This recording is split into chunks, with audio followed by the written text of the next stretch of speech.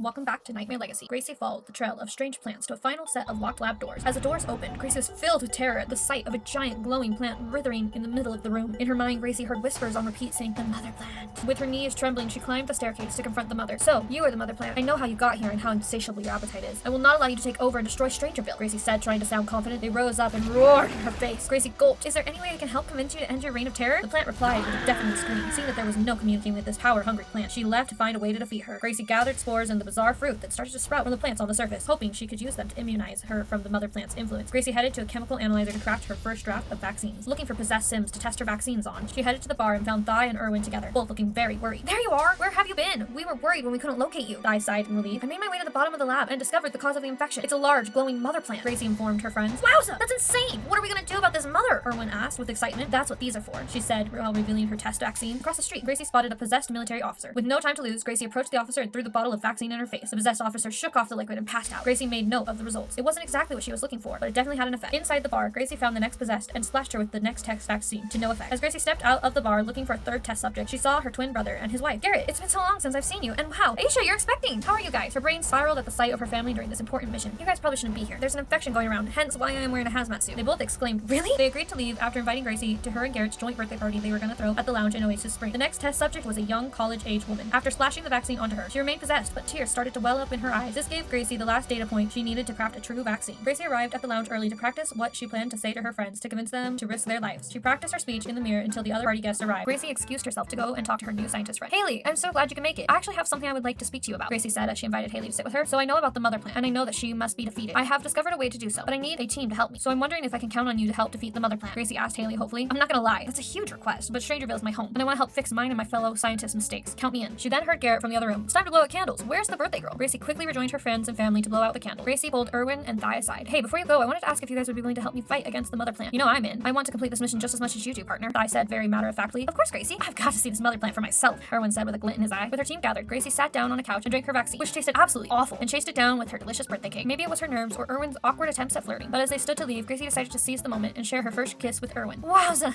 I like that. Gracie, I'm so glad you feel that way. I really like you too, Gracie." Thanks for watching. Subscribe and watch part 2 to see if Gracie and her team can defeat the mother plant and save Strangerville.